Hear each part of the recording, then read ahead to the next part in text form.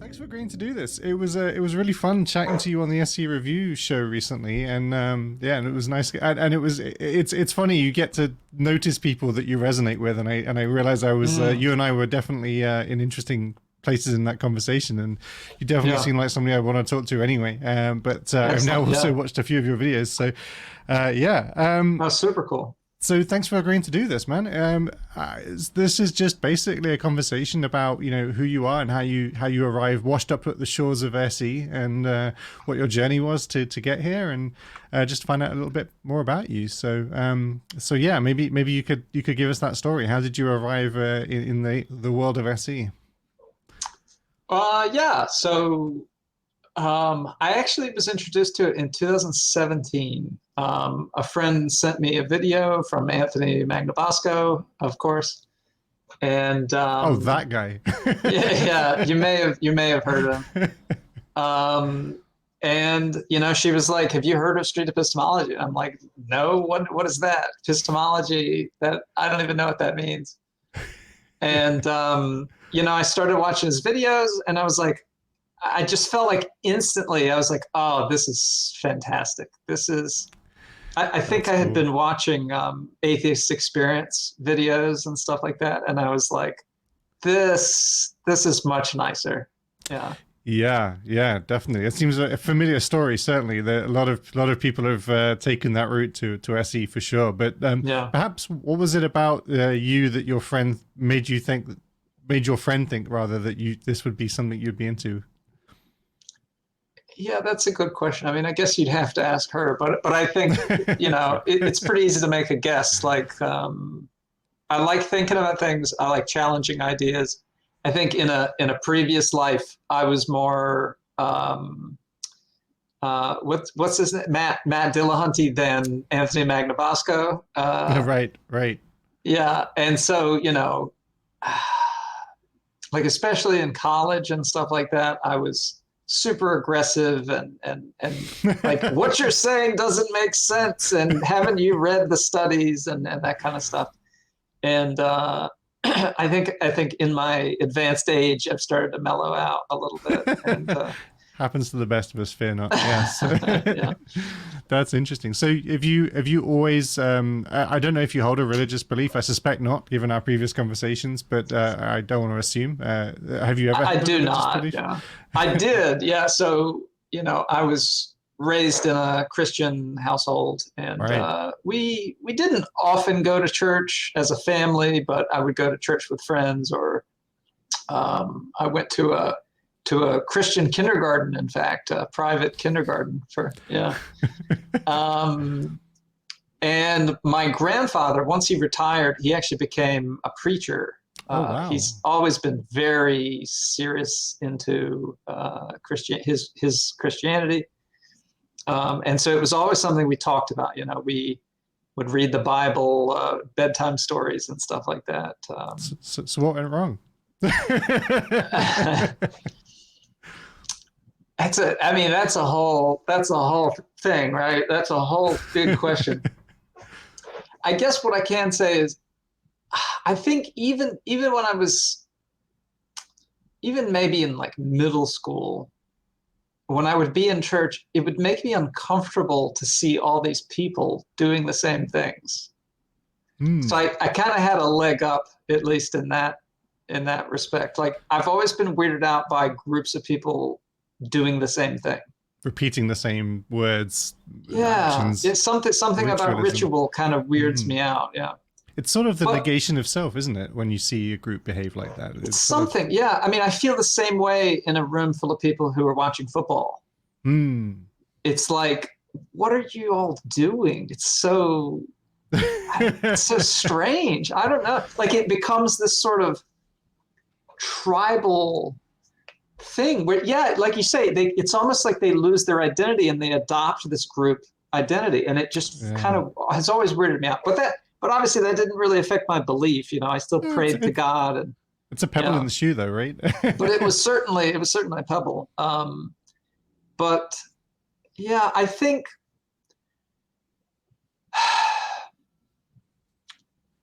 I think at some point I got this question into my head: why not Judaism? And I don't know how that happened, but I said, well, I don't know anything about Judaism, but they have one of the same books, or whatever. It's part of their Bible is part of our Bible, and Right. I started looking into it, and I had some friends who were Jewish at some point, and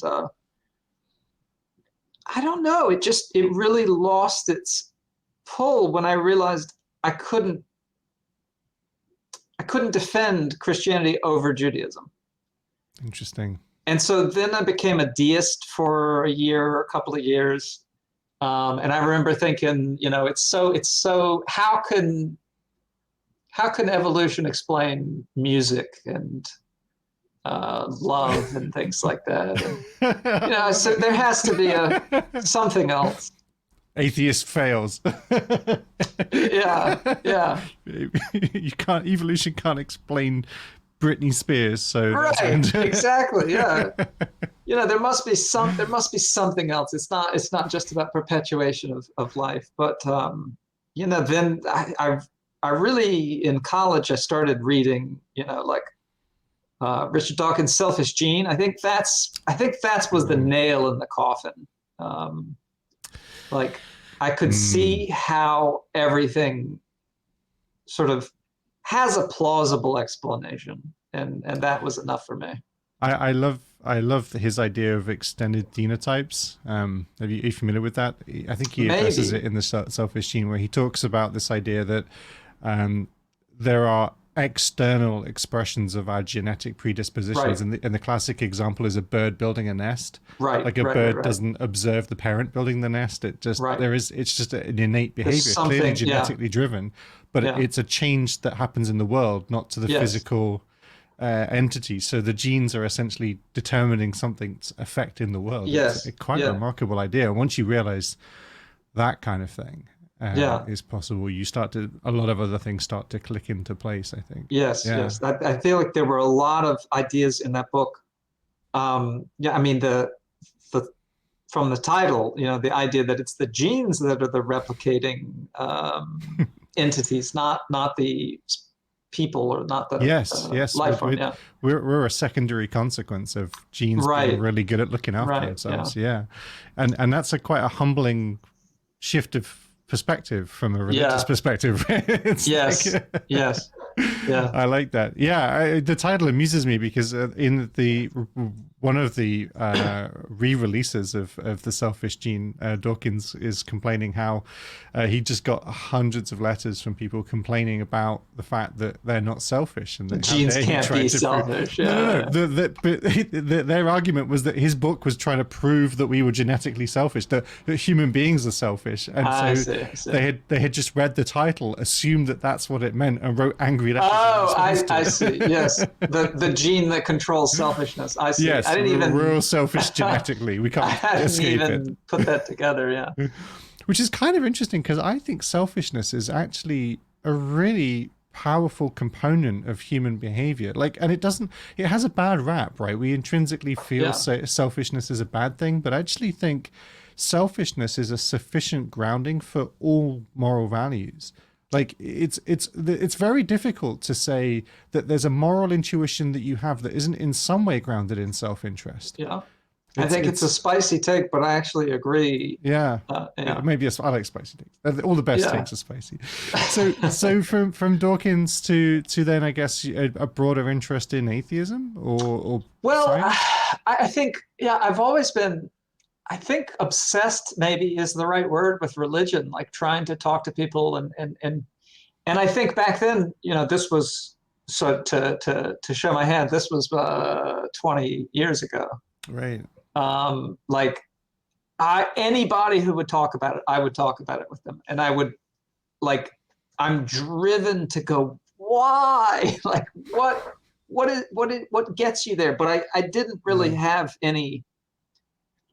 I'm not philosophically trained by any stretch of the imagination. I don't even know what that really means, other than you're very boring in conversation, I would imagine. I'm not a philosopher. I'm a scientist by trade. Oh, awesome. Yeah, but I didn't even know what epistemology meant, but I'm somehow driven to figure out like how people get to these crazy positions. Like I remember talking to someone about the perfection of God's universe, and she told me, and she believed that animals don't make mistakes. It's only humans who make mistakes. What does that even mean? And like, I sent her like a video of a frog missing a fly or something like that. Basically the internet is powered by videos of cats falling off of things. What is she talking about? Right. I don't know, but there's something amazingly powerful about something that can make these sorts of ideas reasonable. Right, it makes these positions tenable, and it's perversely interesting to me. Like, it's horrible, and yet it's such a powerful force. Yeah. It's kind of it has something of the flavor of Daniel Dennett's deepities, doesn't it? But there's something more to that. It's not just the deepity, but the impulse to somehow respect the deepity, to sort of never to challenge it, and therefore people can make. I've taken to calling them, this is my own terminology here, which I'm trying to get some traction for, but I call them micro bullshits, right? Because you can have a microaggression in today's day and age, and I've found that concept abominable. But if we're going to have a micro anything, I think a micro bullshit is a useful concept. Just stupid little innocuous statements that people throw out that are too small to challenge in that moment. The effort to challenge that little, assertion that, I'm a Scorpio, or I'm a fucking Gemini or something, just thrown out there as not as part of a building a narrative, as not part of, but just a little, throwaway sidebar, that you feel like, well, I'm not going to now arrest this entire conversation or whatever it is that we're doing to address that. Except I'm driven to do that. And I think that's, there's, I think it's a pathology of mine that I just cannot leave well enough alone. I certainly recognize it, because now I've taken to afterwards, once the business is, because you plant that away, and now you say, hey, that, you mentioned that thing. That was kind of interesting what you said there. Like, would you be all right having a conversation about that? That would be. I totally hear you, and I think that there's a big part of SE there. I think whenever that impulse there's is, something. It's really important. Like, it's interesting because I feel like street epistemology has slotted into personal development of mine, like my trajectory, my growth as a person, because I can't leave well enough alone. I've always been driven to be like, wait. You said you're a Scorpio. What does that have to do with anything, right? And I feel like I did it in a way that drove people away. I did it in a way that was obnoxious, and I did it in a way that was aggressive and angry and not empathetic. Right, yeah. And I'm not proud of it. It's natural for me, but I don't think it's good. How did you resonate with A Manual for Creating Atheists? I haven't read it. I haven't read any of his books, actually. Right. Yeah. I've said many times on this channel that I dislike A Manual for Creating Atheists. I'm certainly not the only one, and I think a lot of people dislike it because it feels like it's tuned to create the kind of atheist that we don't like. The kind of challenging and assertive. I mean, it sort of says not, but at the same, the rhetoric in there sort of implies that it totally is. It has a very specific target in mind. It's not about epistemology. I've seen an excerpt or a paragraph or something like that about faith, and it's a very demeaning. Like, I would never recommend something like that to a friend or family member.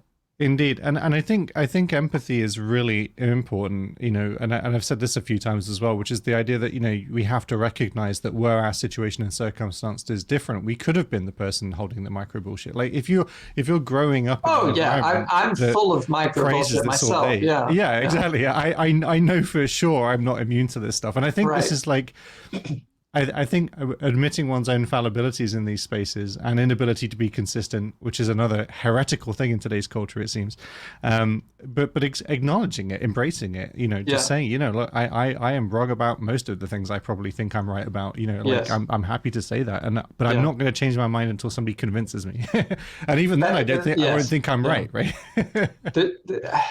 I think these things have always, like, understanding your biases, understanding this is such a stupid example, but I remember the dawning realization, the Aristotelian shift, when I realized that you could eat corn on the cob without using corn holders. These little things that stick in the ends of corn.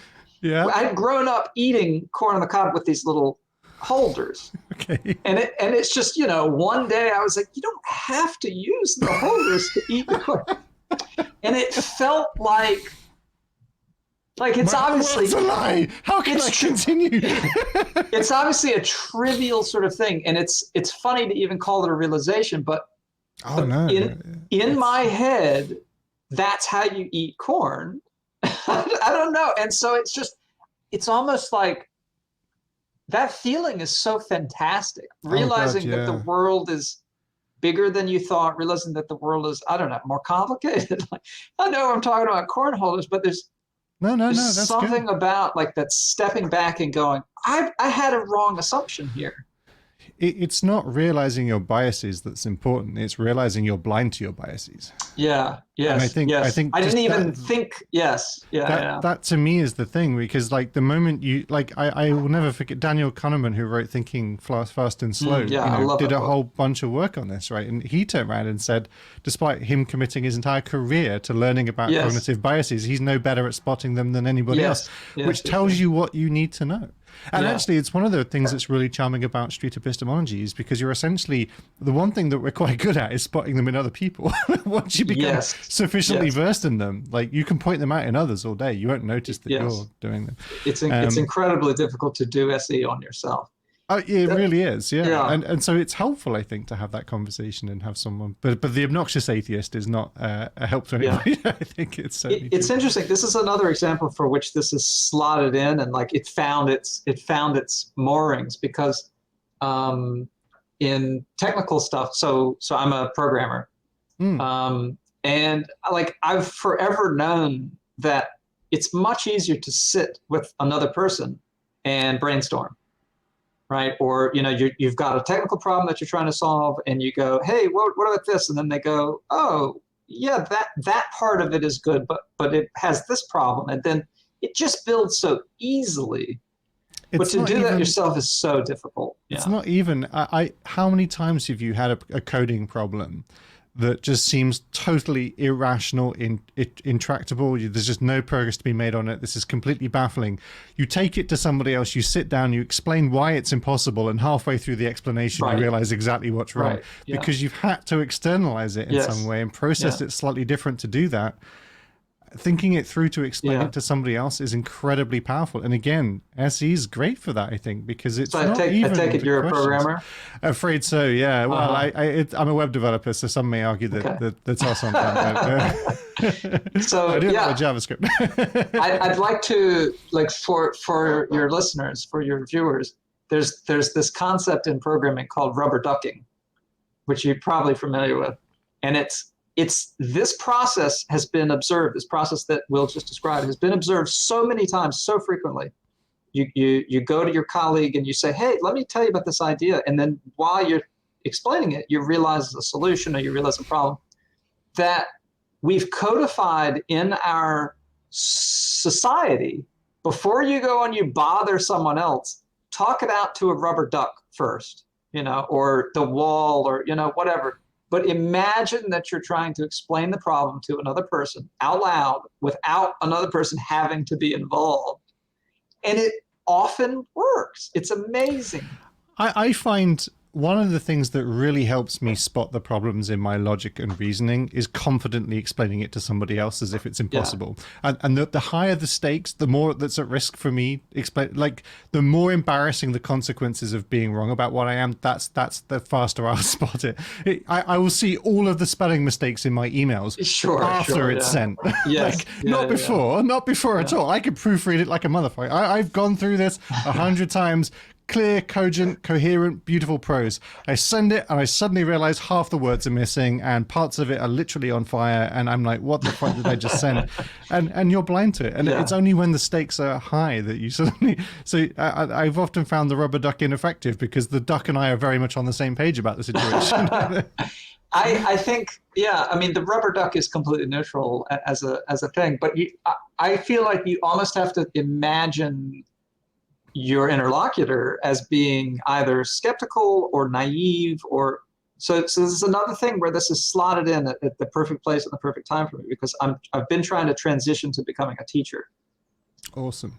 And I've realized that going through and writing, let's say, lesson plans or coming up with, I don't know, tutorials or something like that, like it's the same process where you think, oh, I understand how this works. And then you start writing it out, and you put some bullets down, and you go, well, how do I get from bullet 1 to bullet 2? You think, oh, well, it is something deeply introspective about it, where my brain tells me, you know that. And then I go to write it down, and I find out I don't know that. Yeah, they say teaching is one of the best learning exercises you can undertake because of that exact thing. Absolutely been my experience, At the moment you have to, because you sort of, when we think we know things, and this is right at the heart of this epistemology space, right? When we think we know things, what we really mean is we're just sufficiently convinced. And so in the moment that you're learning A to B to C, you could just be sufficiently convinced that you understood it in that moment. Right. And you don't remember that journey. You just remember the conclusion, because the journey wasn't important. Yeah. You were confidently, at the time when you learned it, it was useful, so you just stored the answer, saves on memory. Yeah. Lovely programming metaphor there. And the reality is that means that when we come back to explaining it again, we suddenly realize there are all these gaps in our knowledge. Like what? And it's not even the complex things. It's usually the fundamentals, the really basic, simple things that you never really think about. You just assume to be true, right? And then when you come to try to explain those things, you realize, actually, why is that like that? It doesn't make any sense, you know? And you feel really dumb. And I think that's another thing, is because it's one of those spaces when it's something so simple that everybody assumes to be well understood, because nobody's ever challenged you on it either. Like people never question the fundamentals very often, and as a result, it's really difficult to practice explaining it to somebody else, and therefore you're likely just to forget whatever it is you knew about those fundamentals. Yeah. And I think that definitely rings true for epistemology more broadly, right? So SE, I think, is encouraging people to do that work of teaching you what they think, and in doing so, reflecting on, actually, how did I get here? Why did I get absolutely. Here? I feel like all of these things are connected in a deep way. This being open to the idea that you might not have the whole picture, even though you feel like you have the whole picture. Yeah. Yeah. And that's another thing. Another area of this is feelings. And so you and I sort of brushed up against this when we did the call-in show about feelings, and talking about what feelings are rational, the evidence for your feelings. Do you remember? Yeah, we did. I'd love to talk a bit about this. So yeah, that's interesting. I feel like this fits in for me in this same place again, but where, like, I'm a very anxious person, a very fearful person, have a lot of worries. And I've been trying to stop and slow down and go, what reasons do I have for worrying about this? What are the consequences of some situation? Maybe you're worried about money, or maybe you're worried about your job or a relationship or something. And you think to yourself, okay, what could go wrong? How likely are those things to go wrong? It's a very similar process, I think, to talking about someone's belief. Very much so, yeah. It is. I find meditation has been very useful to me in exploring that part of myself. And I very much am of the view that we are at least two people living in our heads. And I really mean that. Like, I think there's even some biological evidence to suggest that's kind of how our brains start out in development. Our brain isn't one entity. It starts out as sort of two entities, and sort of, I believe, during the child development process, they kind of meld together essentially. But in any case, and it's not left and right hemisphere stuff. It's very much distinct components. But in any case, I think I see it, whether it's whether it's got biological basis or not, the metaphor is sufficient. That I feel that internally there is a component of myself, which I sort of refer to as my sort of monkey childlike component, right? Which can't access language. It only speaks in emotions. And so all it can do is fear and worry and be happy or fascinated or addicted or. I mean, in a way, this is thinking fast and slow. It is very much System 1 and System 2. It's very much related, but it's not quite the same. I think that there's a book called The Chimp Paradox, which I think explores some of this stuff as well. But in any case, there are definitely lots of models of the brain that sort of allude to this. But I just through meditation, I think you can notice these things. There's the rational part of you. What sometimes is referred to as the human in the Chimp Paradox. I think they refer to it as the human and the chimp, but in any case, the sort of more rational part of you, which does your cognitive thinking. It has access to higher order logic and rationality and reasoning. It has access to language, and so it can construct complex ideas, but it's entirely unemotional and undriven and unmotivated. Yeah. And so you've got these kind of two systems working in parallel. And what tends to happen, I find, is that when emotion becomes a problem for your behavior, it means that your sort of monkey component is upset, is disturbed, alarmed, and hasn't been sufficiently placated by your rational. So I see sometimes the human component is almost like the parent, and the kind of emotional component like a child. And it's like the parent hasn't properly allayed the child's feelings. I know this is sort of a weird metaphors, but I feel like internally that's to me how it feels to be me sometimes, especially when I'm being emotional, like when I'm concerned about something about which I can do nothing, which Stoicism would say, what the fuck's the point of that, right? And so Stoicism would be very much the human sort of logical, rational part of the brain saying, there is no reason to worry about something you can do nothing about, so why worry? But that doesn't placate the child. The child can only talk in terms of being upset and emotional. And I think I find it very interesting looking at that. Have you ever tried meditation at all? Like, I know it sounds like a new age hippie. No, it is. I'm definitely skeptical of new age stuff, but I have tried it. I feel like it's calming in the moment, but I haven't gotten anything grand from it. Yeah, it's an interesting adventure into your own self, which I think is always worth taking. It's a weird territory because it's territory we assume we should understand intuitively, right? We feel. Yeah, I think generally it goes back to this idea of slowing down and thinking about thinking and all of these sort of things that we sort of skip over a lot of the times. And I liken it to these feelings that you're talking about, the childlike self or the chimp self, these automatic thoughts that we have, and the final metaphor, the System 1 in the Thinking Fast and Slow. It's often heuristic thinking, where you've noticed patterns in the past, and you've got this really quick and fast rule. When you see something like this, you should be ready to run because you're in danger. When you see something like this, everything's fine, you're safe. And you sort of match these patterns and you react. Your gut goes, okay, you need to run from the panther, and you don't know why you're afraid, but it's because something in your environment is similar to something you've seen in the past where you were in trouble. And so, I don't know about all these exact models, but there's something to this concept where I think there is. Yeah. And I think this exploration of it, I think regardless of the truth is sort of unknowable, as in almost all things, I would say, if not all things.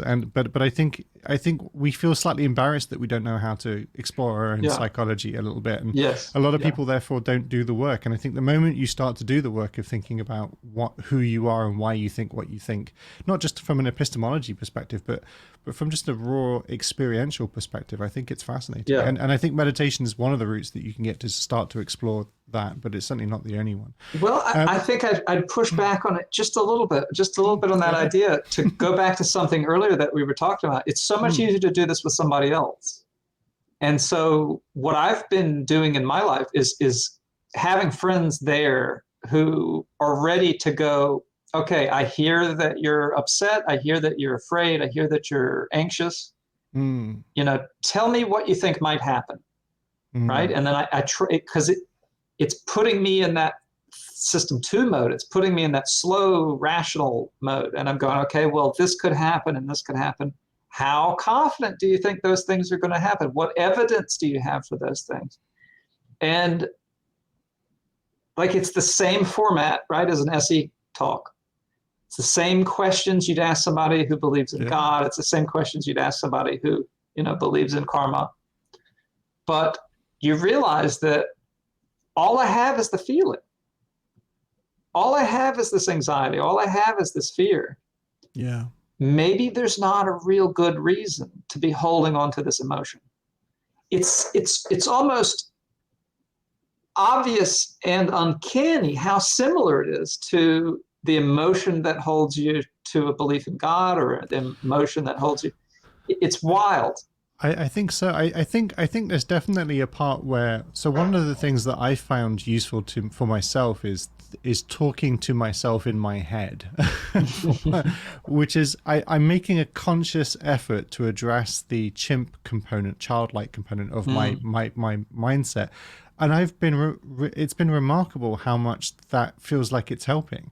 Just to say, all right, look, we're scared. I get it, right? But really, what can we do about it? And saying that in my head, and then allowing myself to hear it almost. Right. It is weirdly effective, I think, and I think externalizing it to another person and having somebody else. I mean, social proof is a really powerful cognitive. Yes, it's a double checking process. It's a process where they're But it's very useful, absolutely. And so when you see somebody else not freak out at the thing that you're freaking out at, right, your sort of emotional responsive, the bias, in fact, frankly, that's being employed here in this case is useful.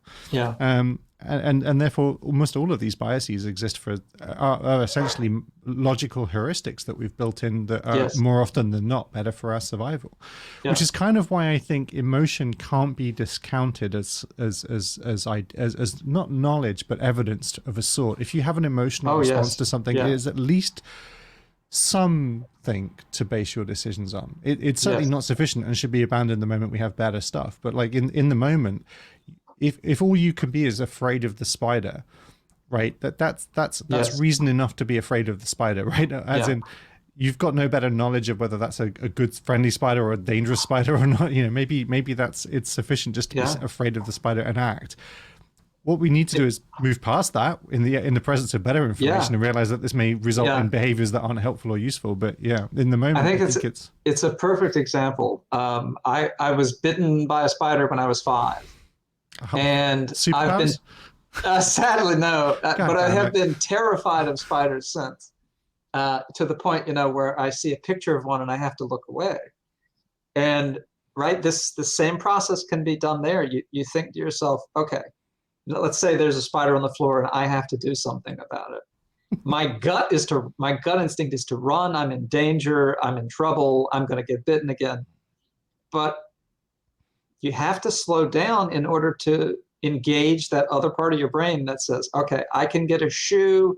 He's not going to jump a shoe's length, he's not going to spit venom. Probably, even if I do get bitten, I'm probably not going to die. These sorts of things. It's funny how strong the feeling is, despite there being no really good reason to hold on to the fear. And it's fascinating to notice you cannot rationalize yourself out of feeling that fear. It doesn't matter. And this is one of the things that's interesting is that the statistics, we are so bad at probabilities, for example. We talk about what's the danger of, this was all over with COVID and things, right? It's like, what's the danger of catching it? Well, what's the danger of getting in your car and driving to work? And some people's just evaluations of the statistics are just wrong. There are better arguments for these things in any case, but it's amazing how bad people are at evaluating probabilities and having a rational response to those probabilities. I came across a thing about this, and it's just a quote. This isn't evidential, but these feelings are so ingrained and so I don't know that like they're useful from an evolutionary perspective, right? This is what makes you jump away when the bush rattles and so you don't get bitten by a snake or eaten by a tiger. Could be the winner, it could be a tiger, but if you assume tiger, you're going to do better. Right. You're better off to be scared. Exactly.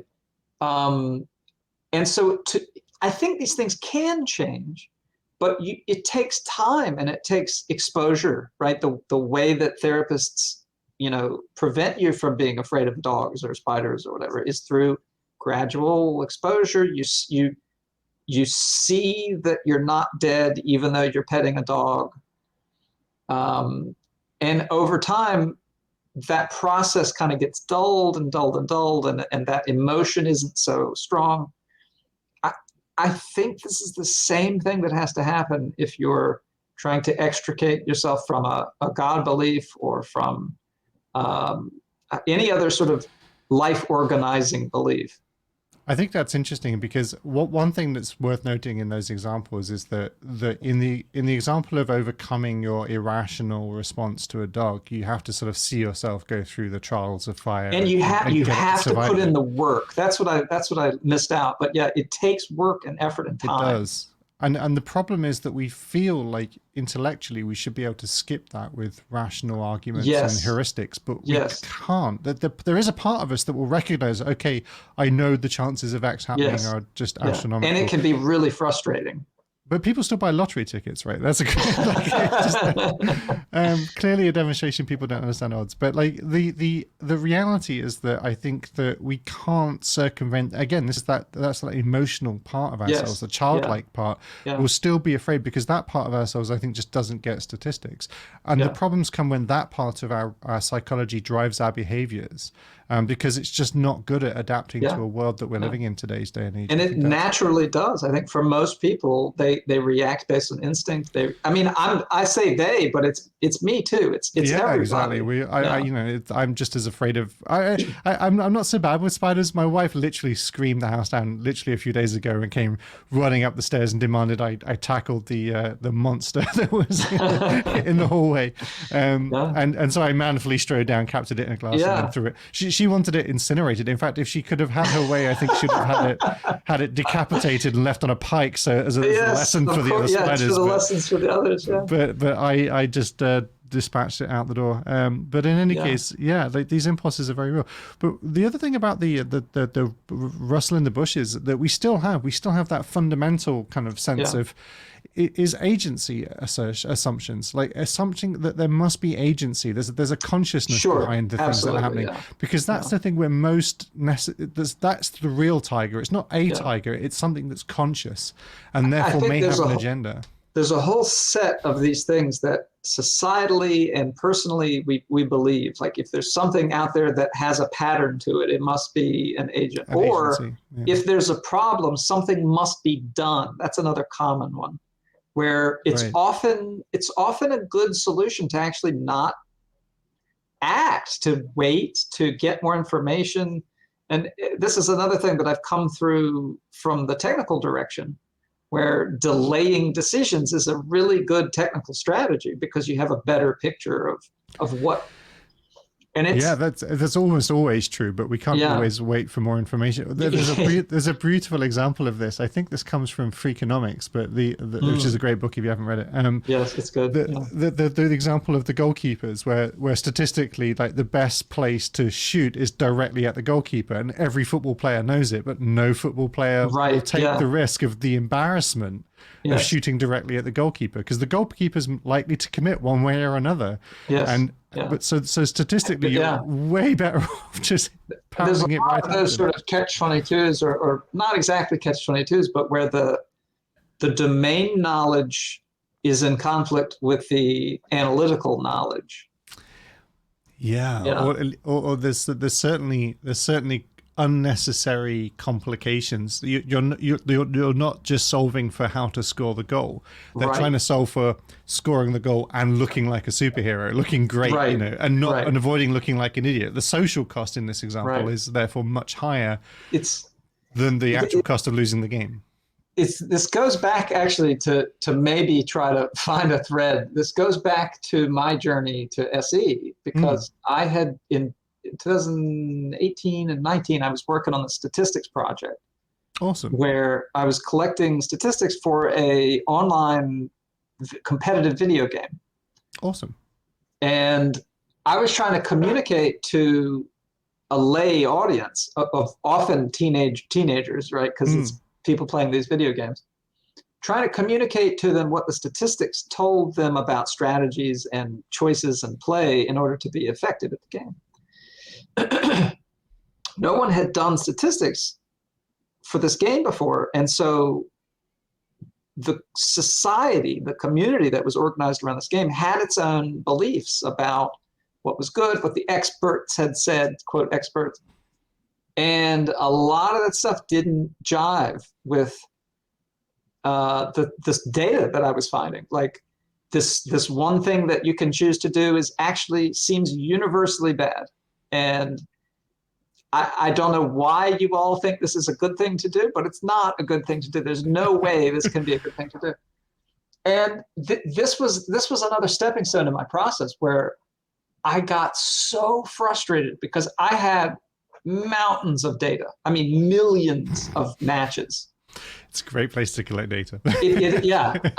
It's so much better than having, 100 baseball games a year or football games or something like that. Like I have literally, millions of matches. And, my confidence intervals and stuff were like tiny. Like this is what's going on.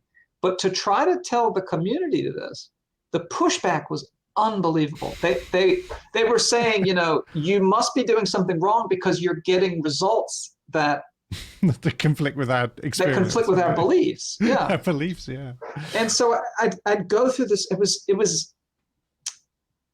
This is really where things came to a head for me because I was so frustrated. I would go to excruciating lengths to try to show that the data couldn't have been influenced in this way, blah, blah, blah, blah, blah. But it was like spitting into the wind because that wasn't where they were coming from. Their complaints weren't about the quality of the data. Their complaints were, but I don't like the way that makes me feel because I believe something else. This is a whole other conversation. I think video games are a fantastic place where your mythology is encouraged. I mean, like legendary,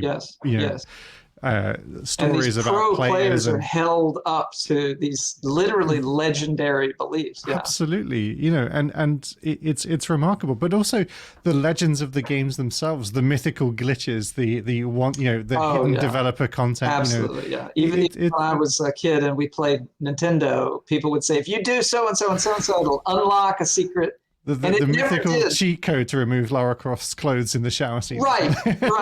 But we would maintain that belief even in the presence of disconfirming evidence because I guess we didn't enter the code right, or I guess the timing was off or something like that. But sometimes it is, though. I mean, like that's the thing about the game space is it is a world that the developers can intentionally or unintentionally build in really absurd rules, and people that discover these like hidden levels or hidden secrets in games that are games that are 20 years older having their secrets revealed today. I think just the other day an Easter egg was found in Windows 3.0 that had never been discovered before. And it was like a little pop-up dialogue, and it included the names of the people who worked on it, and one of the names was actually Gaben, the guy who went on to develop Steam. He had apparently worked Gabe Newell at Gabe Newell. He had worked at Microsoft, and his name was in this, I don't know, Excel or whatever 1.0 awesome. From Windows 3.0. But I mean, that's the problem, right? Like there is some evidence that there was a secret character or something in Mortal Kombat. Yeah. And it's real, and it was incredibly difficult to enter the code or whatever to get it to come up. But, that one thing gives people hope or fun or excitement or it's genuinely fascinating space where these things just grow and you can see it, and there's recently this is we will return to Street Epistemology. So for the games coming. Playing Elden Ring at the moment, which I'm absolutely adoring. It's just a wonderful, horrible game. There are these invisible. I mean, it's a game that's designed to be brutal and punishing and heartless, and it's brilliant because of that. And there are walls that you can walk up to that have absolutely no outward sign that they're illusory, but if you hit them with your sword, they will just vanish and reveal things. And this is a huge, massive open world game, so these things are probably everywhere. And like we've only found, like the community's only found a half of them. Right. People have recently discovered there are walls that if you hit them 50 times, they will eventually open up. Now, who the f discovered that? Right. Why? Why would you? Yeah. Why would you? I just don't understand. Yeah. But but these kinds of things, these are the legends that go, where everybody's now choosing a wall and hitting it 1,000 times just to see if it works. Yeah. I need to remember to do this with everybody, and I keep forgetting, but I want to ask, how do you define street epistemology? What would you say street epistemology is if you were explaining it to somebody? I'll answer the question, but I'll start by being annoyed. Fair enough. Yeah. Like, first of all, it's not my place. Second of all, I don't really care. Not your place. But so you might explain it to somebody else, right? To say, hey, I do this thing called street epistemology. Yeah, I think for me, well, I was joking around before, like, I'm not even sure I do street epistemology because I'm definitely not out on the street. And I'm not always talking about epistemology. So I'm not really sure what's left, but I'll tell you what I think is left. I'll tell you, for me, what I think, why I'm attracted to this idea. And for me, I think in one word, it's the slowing. It's the slowing down. Yeah, I like that. Sometimes it's just talking to somebody and figuring out what they believe carefully. I mean, I think in some of these videos I've put up and in others that weren't put up, I might spend an hour really figuring out what they believe. And again, I think this goes back to the feelings are so strong that it's hard to even put things into words. It's like, oh, I know what I'm talking about, but I haven't said it. Yeah. Yeah. Sometimes they can then just realize that maybe I don't know what I'm talking about, but only after spending several hours trying to put it into words. And then yes, I've said this before, that sometimes just getting them to externalize it is enough. Yes. And it's one of the things that seems to be a regular thing that comes up in my conversations with people, both people that do street epistemology, but also people who have left religion. It's remarkable to me sometimes how simple the idea is that they can't shake off. You described the fact that, watching people ceremoniously sort of repeat words and repeat patterns of behaviors as a pebble. I was speaking to Lisa, Unruly Lucy, who I think we're going to be doing a SE review show later. She was talking about, in a video, I haven't posted it yet because we literally recorded it yesterday, but in an upcoming video, but she talked about how she was teaching in a Mormon school, teaching young girls. And she I think the question was something like, why are you here, was the question. And the answer was supposed to be, to teach. But it sort of stuck in her throat a little bit, and she suddenly realized that, Jesus, I don't know, maybe and it sort of fell away. It's which I honestly, those kinds of stories honestly give me the goosebumps in a little bit. The right question at the right time can be. And you think, like, how intellectually honest must you be to let that catch? Because that's hard. You can't be an autopilot, that's for sure. And that's really have what I'm saying. Yeah. And it's so easy not to think a lot of the time. I think so. I hear this, but I find it remarkable. So as street epistemologists, we spend hours and hours and hours talking to people and trying sometimes to find clever ways to get them to notice something. But actually, I remember one of Reed's videos that the famous video he did with Tia, where he just asked her if faith was a reliable way to come to knowledge. It wasn't even a this was a pre warm up question, if anything. It was just sort of setting the scene. and it, you could see that she just sort of blinked out for a moment and was like, I don't know how to answer this is completely destroyed my world. And you think, my gracious, like, is this?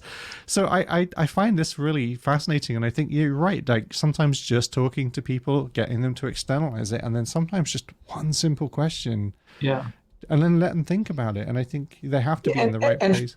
I want to jump in because, like, I'm just imagining a skeptical viewer who hears, look at you with your trick questions, with your gotcha questions. And I think for me, the point isn't the gotcha questions. I agree with everything you just said. And I just want to point out that to ask someone, is faith a reliable way to come to knowledge, isn't meant to be gotcha. And I don't think it is a gotcha question. I don't think it's disingenuous. No. It's an absolutely genuous. What's the opposite of disingenuous? It's the opposite. Genuine? Honest? Genuine. It's absolutely a genuine question. Like, maybe it is. Maybe we can sit here and get evidence or become more convinced of something for good reason just by thinking about it. Like, lots of people hold that belief. And so when I just, it's not a gotcha thing. Just because someone stops and wonders doesn't mean that the other person tricked them. Yeah, I think that's true. And I think there's a tendency, if you really believe that, let's say, the theist position, and then you see somebody ask any question that causes somebody else who does believe that to reflect honestly, it's going to look like, well, hang on a second. No, don't let them fool you. This is all just smoke and mirror. Yes. This is the problem. One of the difficulties with SE is it's always going to be seen as antagonistic if you if you're encouraging anybody to reflect on a position at all, because nowadays we just want to be all, hey, that's such a, it's the micro bullshit allowance starts to get leave bigger. Me alone to my beliefs. They provide me comfort. Why are you trying to remove my comfort? It's broadening the space. It's broadening the size of the micro bullshit that's allowed, right? So it starts off with little things, but eventually you end up allowing huge things to go past, and you end up starting to sort of on the nod just agree with people's wild assertions about reality and life and what it means to be a human being and how we should treat other human beings, because they don't usually just hold these beliefs in private. They always want to be all up in other people's shit about it as well, right? So I think it's remarkable. The allowances we can make for people, and I think it's therefore the moment anybody just says, "Oh, so why do you think that?" It's going to seem aggressive. Yes, it's going to seem like, how dare you challenge me? Who are you? This was the final step for me in this process, where, like, a couple of years ago, there was this George Floyd was murdered in the U.S. And it led to protests, and it led to all this talk about police reform and politics. And the politics in the U.S. has been increasingly heated anyway these last few years.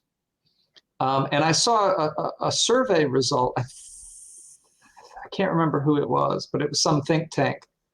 And it was something like 60%, and it was growing. Maybe it had gotten up to 70%, 65% of Americans were worried about sharing their political beliefs with other people because they were worried of being attacked for them. And this was actually across the aisle. This was both conservatives and liberals who were worried about openly talking about their. And shit, that's fucked up. Well, it's super sad. I find it's to be a little calamitous. It's the end of civilization if we can't talk to each other. That's a little calamitous. Well, would you have if we push that a little further? It's an eensy bit calamitous. But I'm kind of serious. Like, if we can't talk to each other, what avenues for settling disagreements do we have left? The religion, politics, and sex, right? Those are some of the three. I say this. Right. These are three of the most fucking important things that we should be talking about and should make it easy to talk about, but we can't. I'll make a claim. So people say, you shouldn't talk about these things in polite company. You shouldn't talk about these things on a first date. I think you should make it a point to talk about these things. Yeah. And I think it should be natural. We should hold it up as a societal value that we can have these conversations without getting into fights. How quickly do you think it's going to be before we can't say those words on YouTube? I really hope that's not going to happen. But yeah. But I think we have to talk about these things. We have to be comfortable being uncomfortable. We have to, get to the point where you meet somebody at a party and they go, I like Sneetches with stars, and you personally don't like Sneetches with stars. What's a Sneetcher? It's from Dr. Seuss. It's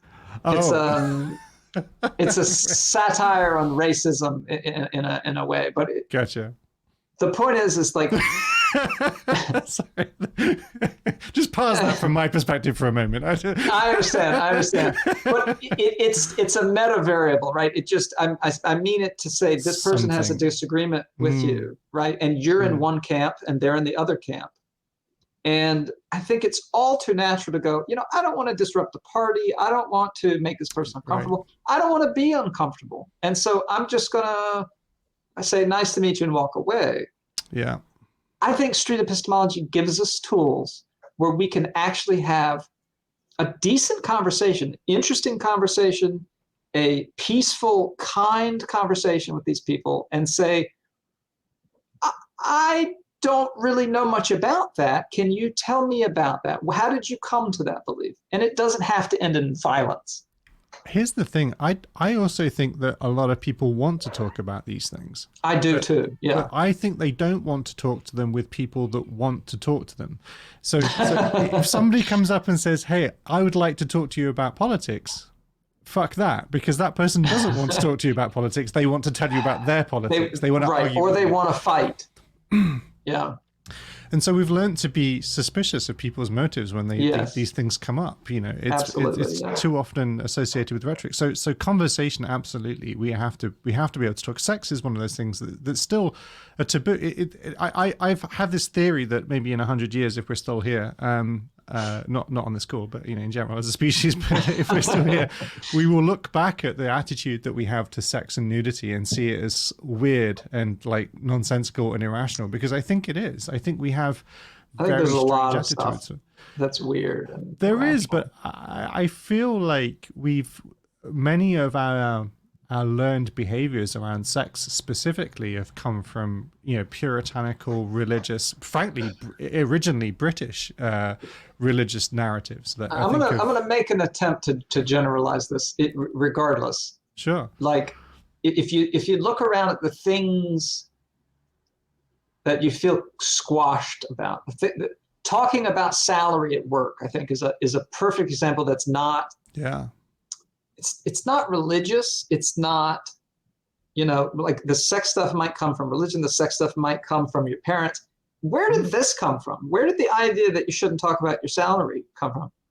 But the point is that when you start to think about it, you feel a certain way.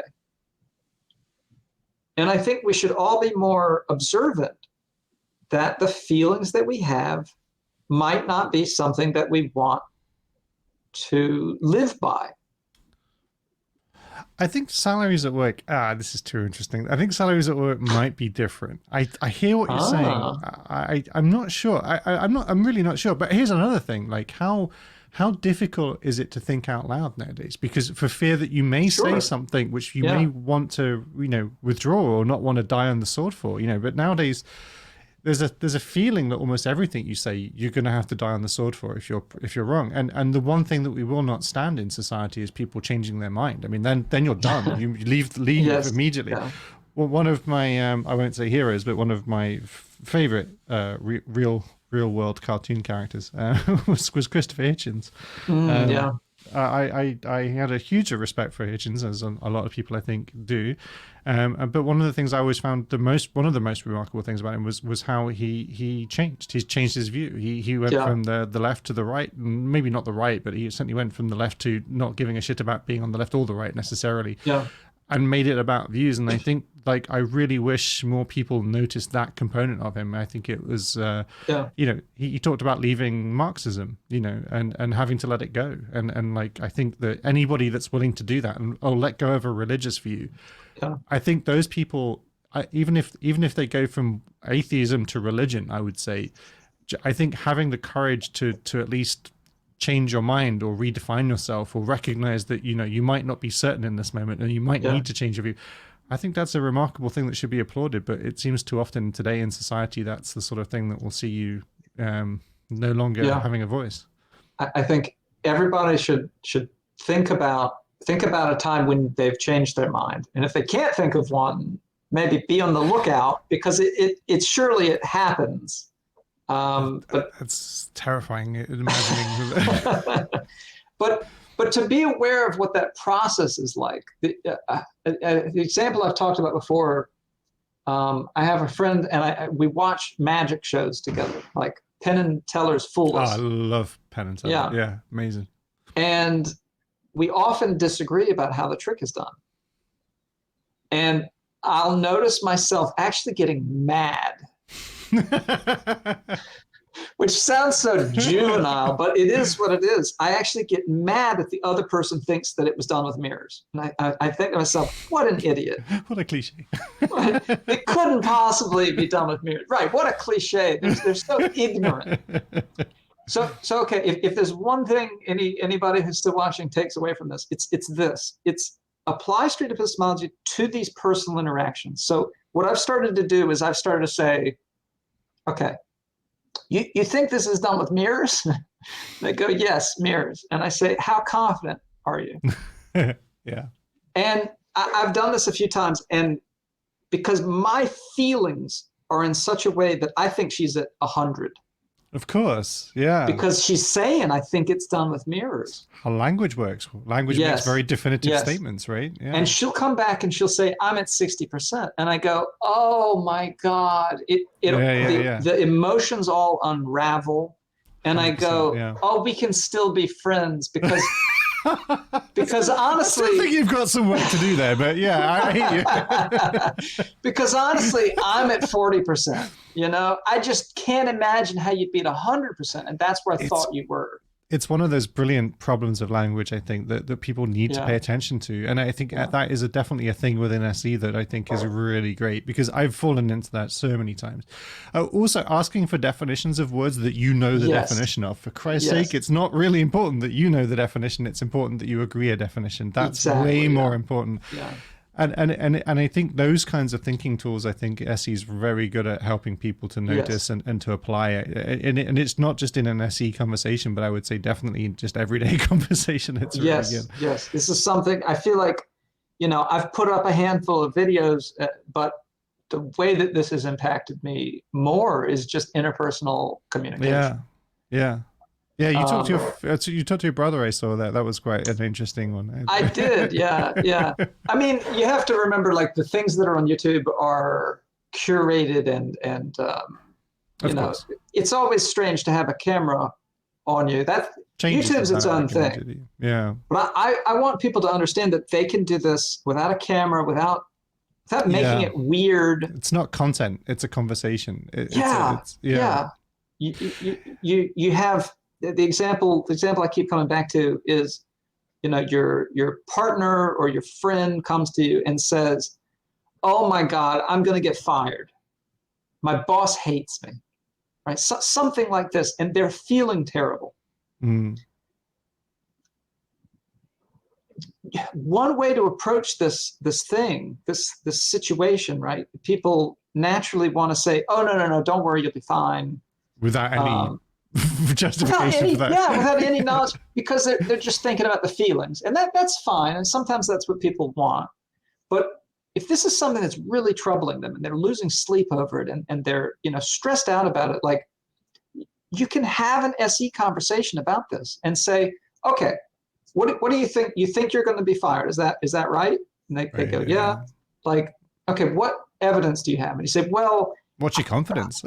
What's your confidence? Yeah, absolutely. Like, what percentage chance do you think you're going to be fired in the next month? And then what evidence do you have for it? Like, maybe it was just a snide remark, or maybe it was a coworker he overheard saying something, and you realize that the evidence that you have probably doesn't match the confidence. Give you justification to give you that confidence. Yeah, and also how could you find different evidence to either confirm or deny, disprove this hypothesis, right? What other hypothesis would this be evidence for is another question. Yeah, because a lot of people worry, but then there's no action. They don't take any action to do it because and it's perfectly natural. Our thought processes when we're concerned in that way are not helpful to us.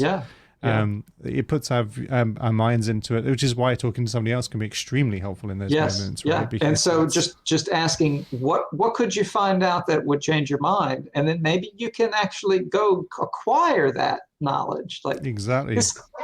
So this is to go back a little bit. You asked me what street epistemology is. It's not pie in the sky. It's not YouTube videos. It's not convincing people there's no God. It's getting people to slow down about every belief that they have, whether it's something like politics or religion, or whether it's they're scared because they think their boss hates them. Like this, to me, is the power of slowing down. I completely agree. So my working definition is it's a conversation, or it's encouraging somebody else to honestly reflect on their reasons why they believe what they believe, and it's honest reflection. And I think anything that you do that induces that, to me, that's street epistemology. Whether you do it as a video or on the street is irrelevant. Like it's just honestly getting somebody else to reflect on that reasons, and slowing down is a great way of saying that. So I'm fully on board with that as a definition, I would say. I can turn this into a call to action. If anyone is watching this who's watching this but people who are interested in street epistemology for the most part. Well, and my raw sexual charisma, don't forget that. There's a certain demographic for this. But there's this idea that you have to go get a camera and go out on YouTube, and you absolutely don't. The next time your mother calls you, or the next time your partner comes home from work, or the next time your friend, you're talking on the phone to your friend, and they say something that's a bit extra. It's whether it's Mars is in the ascending, or whether it's my boss hates me, or whether it's my girlfriend's going to break up with me. Say, okay, can we talk about this? Do you mind me asking you some questions? Because I've been hearing about this thing, and I find that slowly going through reasoning really helps put things into perspective. Do you mind me asking some questions? It doesn't even have to be. So one of the myths, I think, is that it needs to be something you disagree with. And I think that's really not a helpful thing. Although it's easier, I think, to ask questions to encourage someone to reflect if you yourself are trying to understand the position, and therefore you're going to see the holes potentially. But I think it's just as valuable if somebody makes a claim to knowledge, regardless of whether you believe it or not. I think there is genuine value, because of course this is related to that confidence scale. Because if somebody says something that you agree with, and you say, oh yeah, I agree, right? You might not realize that maybe they're at 60% of that claim. Right. Yeah. And maybe you would prefer it. Maybe they would be better off if they were at 80% in that claim. So, language tricks you into making very strong statements, I think, very affirmative statements. I once got into an argument with a lady in a pub, which is always not the best, who basically said that she didn't like arguing with me because I was always so confident, and I kept using facts, which I thought was just how dare you. But then she says, you keep saying all of these things as if they're true, but you're just giving your opinion about them. And I'm like, well, but that's how human language works. Like I don't prefix. Technically, what statement could I utter that was not necessarily therefore prefixable by "in my opinion"? I feel like a long time ago I learned you can what is social lubricant. You can lubricate a conversation by adding these words like "I think" or "maybe" or. It's true. It is true. Instead of just saying, the Pope is blah blah blah. Like you could say, "I thought that the Pope is blah blah blah." And I think that's one of those things that does certainly lubricate social situations, and we need to get back. But I think one of the things that changes, one of the things that I think is even more effective, and it comes from the sort of SE space, and certainly the Socratic method, is rather than deliver statements, ask questions, because you can be just as effective, I think, at communicating or encouraging the other. And it's also, what's the there's a theory that I talk about quite a bit, which is called speech act theory. It's not very well known, but the idea is basically there are two components to language. There's elocution and perlocution, and elocution is something like the language that you use, the choice of the words, the order, the tone, etc., how you perform the language. But the perlocution is the change that you want to see happen in the world as a result of using the language. And basically the assumption is that all uttered speech is performative and is in service of having a change occur in the world.